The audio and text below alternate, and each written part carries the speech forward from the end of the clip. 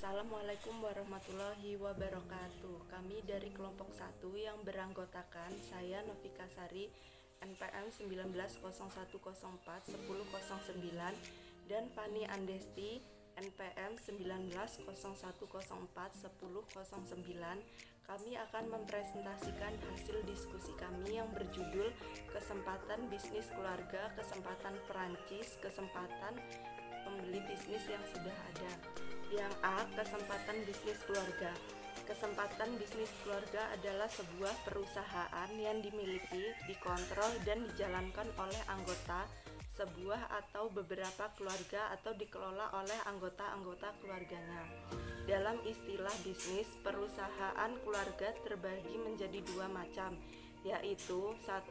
Family Owned Enterprise atau FOE, yaitu perusahaan yang dimiliki oleh keluarga tetapi dikelola oleh profesional yang berasal dari luar lingkaran keluarga. Yang kedua, Family Business Enterprise atau FBE, yaitu perusahaan yang dimiliki dikelola oleh keluarga pendirinya. Yang A, hubungan keluarga dan bisnis. Keluarga dan bisnis adalah dua hal yang berbeda, namun dalam perusahaan keluarga mereka menjadi satu.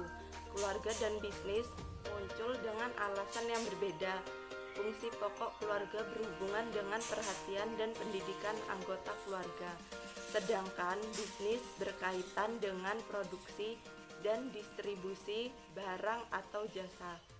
Tujuan keluarga adalah pemberian kesempatan dan penghargaan yang sama bagi setiap anggota keluarga.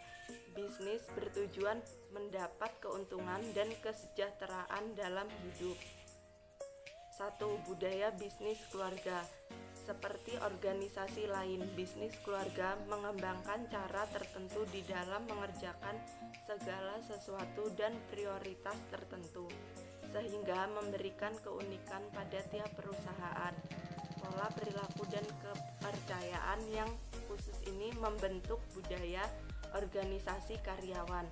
Sebagai karyawan dan anggota keluarga yang baru memasuki bisnis, mereka menggunakan pandangan dan cara pengoperasian perusahaan yang khusus.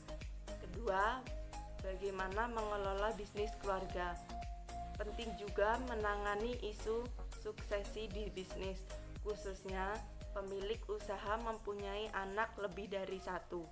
Banyak kasus terjadi di mana anak pemilik berebut kepemilikan bisnis karena pemilik tidak memperjelas siapa yang akan menjalankan bisnis setelah dia meninggal.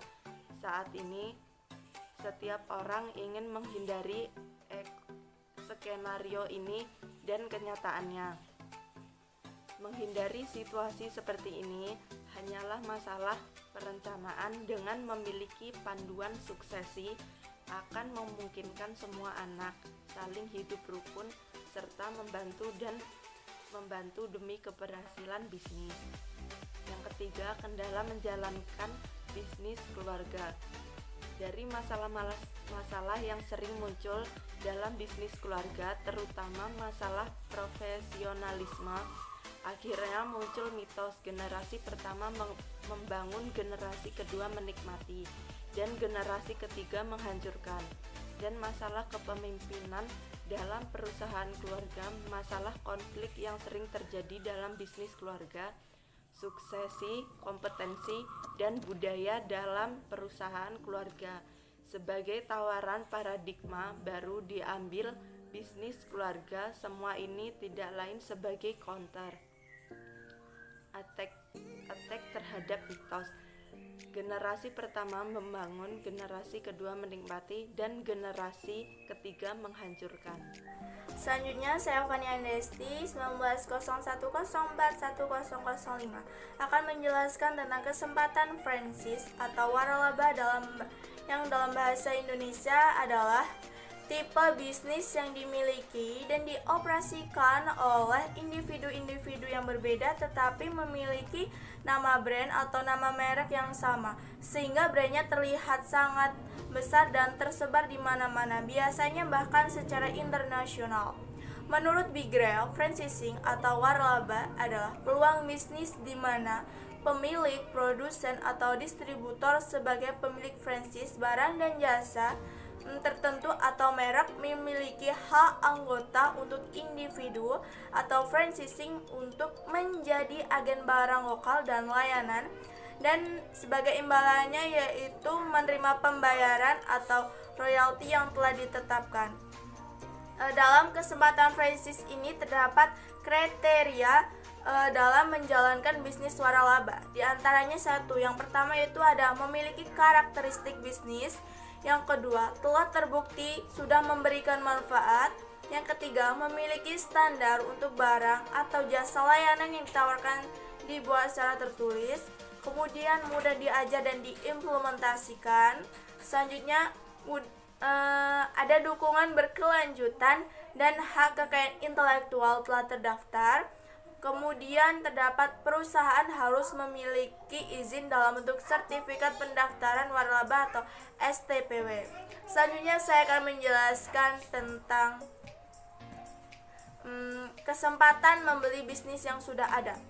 Ada banyak alasan mengapa seseorang memilih untuk membeli perusahaan yang sudah ada daripada membuat bisnis yang baru. Alasannya yaitu yang pertama karena resiko lebih rendah, kemudian lebih mudah, selanjutnya memiliki kesempatan untuk membeli dengan harga yang rendah.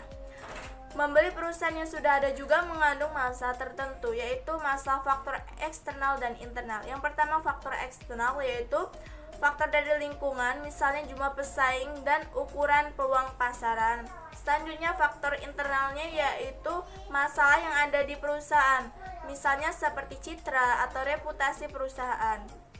Kemudian, dalam kesempatan bisnis yang sudah ada terdapat keuntungan dan kerugiannya. Yang pertama, saya akan menjelaskan mengenai keuntungan dalam membeli perusahaan yang sudah ada, yaitu perusahaan yang sebelumnya sudah sukses akan dapat berjalan sukses terus. Kemudian perusahaan yang sudah ada mungkin sudah berada pada lokasi yang terbaik. Selanjutnya, karyawan dan pemasok sudah ada. Kemudian, peralatan telah terpasang dan kapasitas produktif telah diketahui. Kemudian, persediaan sudah tersedia dan fasilitas pembelian kredit sudah ada. Kemudian, pemilik baru dapat langsung menjalankan perusahaannya.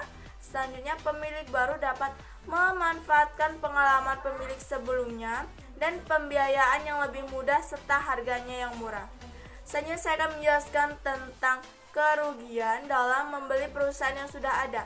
Yang pertama yaitu pemilik lama mungkin menciptakan citra buruk, kemudian karyawan yang diwariskan dari perusahaan mungkin tidak sesuai, kemudian lokasi perusahaan yang mungkin sudah tidak sesuai lagi, peralatan dan fasilitas mungkin sudah pusing dan tidak efisien, kemudian perubahan dan inovasi sudah diterapkan, lalu persediaan mungkin sudah ketinggalan dan kadaluarsa, kemudian piutang usaha nilainya mungkin lebih rendah dari yang tertulis, lalu harga perusahaan mungkin terlalu mahal. Sekian presentasi dari kami, kurang lebihnya kami mohon maaf. Kami akhiri, wassalamualaikum warahmatullahi wabarakatuh.